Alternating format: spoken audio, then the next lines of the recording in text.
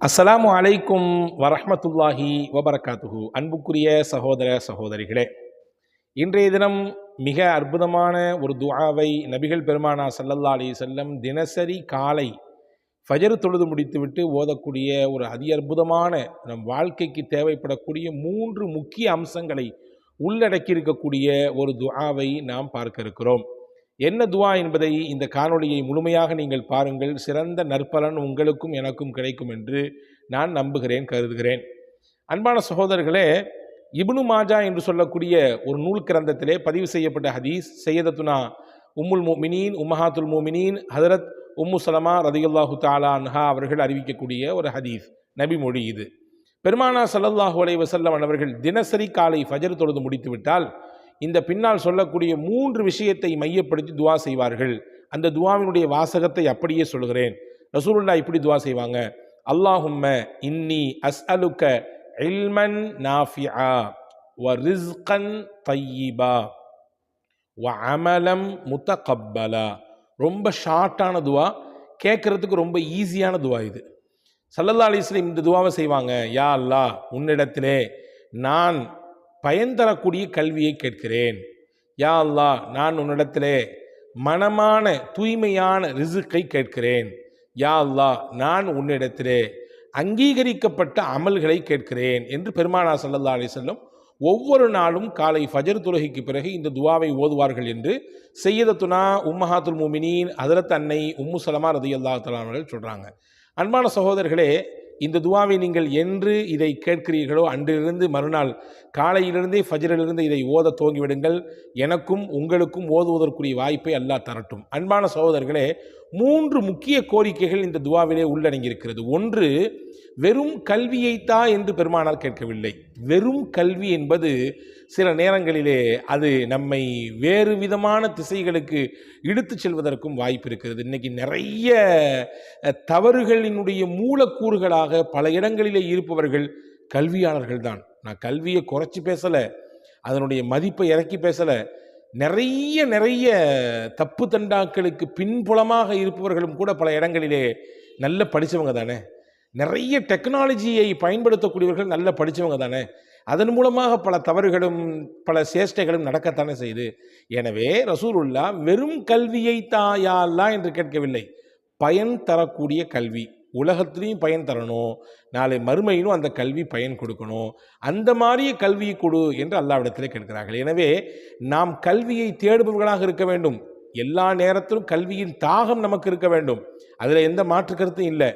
கல்வி படிப்பதற்கு இஸ்லாமோ உலகமோ ஒரு குறிப்பிட்ட காலத்தை நேரத்தை ஒதுக்கல்ல. நம்ம மண்ணறைக்கு போகும் வரை படிச்சுக்கிட்டே இருக்கலாம். ஆனால் எந்த மாதிரியான கல்வியை இஸ்லாம் தேட சொல்லுதுன்னா, பயனுள்ள கல்வியை தேட வேண்டும். பயனற்ற கல்வியிலிருந்து இறைவா என்னை காப்பாற்றிவிடு என்று பெருமானார் ஸல்லல்லாஹு அலைஹி வஸல்லம் துஆ செஞ்சிருக்காங்க. எனவே ரசூலுல்லாஹ் அதை தான் முதன்மைப்படுத்தி கேட்குறாங்க. 2வது விஷயம் என்னன்னா, ரிஸ்கன் தய்யிபன், தூய்மையான வாழ்வாதாரம், தூய்மையான ரிஸ்க் எனக்கு வேணும்னு கேட்குறாங்க.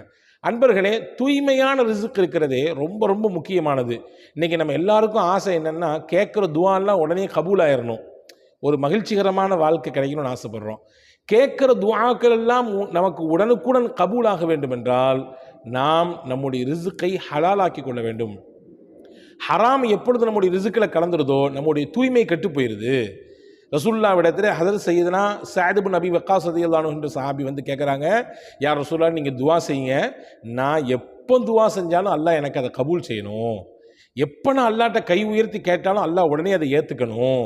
எனவே நீங்கள் துஆ செய்யுங்க நபியே என்று சஅத் இப்னு அபி வக்காஸ் என்ற நபித்தோழர் சஹாபி கேட்கிறார்கள். இப்போ ரசூலுல்லாஹ் சஅத் இப்னு அபி வக்காஸ் ரலியல்லாஹு, சரிம்மா நான் துஆ செய்கிறேம்மா அப்படின்னு சொல்லிட்டு விடலை. சொன்னாங்க: யா சஅத் அதிப் மத்அமக், உங்களுடைய உணவு தூய்மையாக இருக்கட்டும், ஹராம் கலந்துராம, தப்பான முறையில் சம்பாதிச்ச அந்த காசு பணம் கலந்துராம. அப்படி கலந்து போச்சுன்னா உங்களுடைய உணவு கெட்டு போய்விடும், உங்களுடைய உணவில் இருக்கக்கூடிய தூய்மை போய்விடும். எப்போ தூய்மை போயிடுச்சோ உங்களுடைய துஆ ஏற்றுக்கொள்ளப்படாது. எனவே யாருக்கெல்லாம் துஆ ஏற்றுக்கொள்ளப்பட வேண்டும் என்று விருப்பம் இருக்குதோ அவங்க தங்களுடைய ரிஸ்க்கை ஹலாலா ஆக்கிக்கட்டும், தூய்மையாக இருக்கணும், நல்லதை எடுத்துக்கணும். ஹராம் என்பது அசுத்தமானது, அதை எடுக்கக்கூடாது. எப்போ அசுத்தம் கடந்து போச்சோ அப்போ அந்த துஆவுக்கு வேல்யூ இல்லாமல் போயிடும் அப்படின்னு ரசூல் ஸல்லல்லாஹு அலைஹி வஸல்லம் சொன்னாங்க. அப்போ இதுதான் 2வதாக ரசூலுல்லாஹ் முதன்மைப்படுத்துகிறாங்க.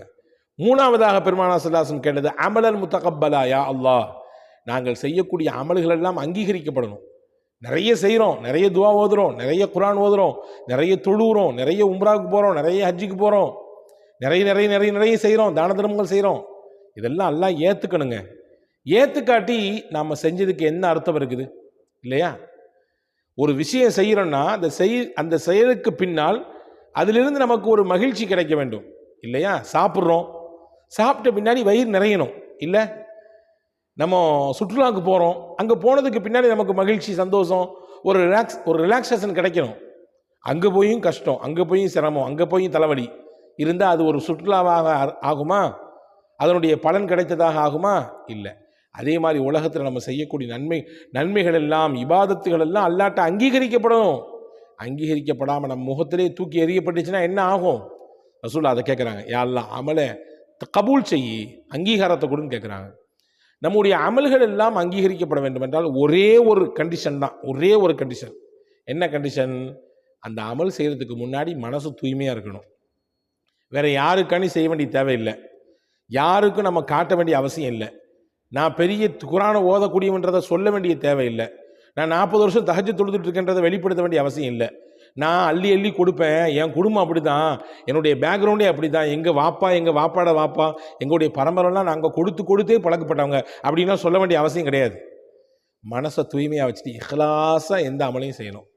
இஹ்லாஸாக தூய்மையோடு செய்யக்கூடிய சிறிய அமலாக இருந்தாலும் அல்லாஹ்விடத்திலே அது ரொம்ப வேல்யூபிளானது, ரொம்ப விலை மதிப்பற்றது. எனவே தான் ரசூலுல்லாஹி ஸல்லல்லாஹு அலைஹி வஸல்லம் இந்த 3 முக்கியத்துவமான விஷயத்தை ஒரு நாளினுடைய துவக்கத்தில் இருக்கக்கூடிய காலையிலே கேட்கிறார்கள். யா அல்லாஹ், எனக்கு பயனுள்ள கல்வியை கொடு, எனக்கு மனமான தூய்மையான ரிஸ்கை கொடு, அதே போன்று என்னுடைய அமல்கள் எல்லாம் அங்கீகரிக்கப்படக்கூடிய வாய்ப்பை கொடு என்று கேட்டார்கள்.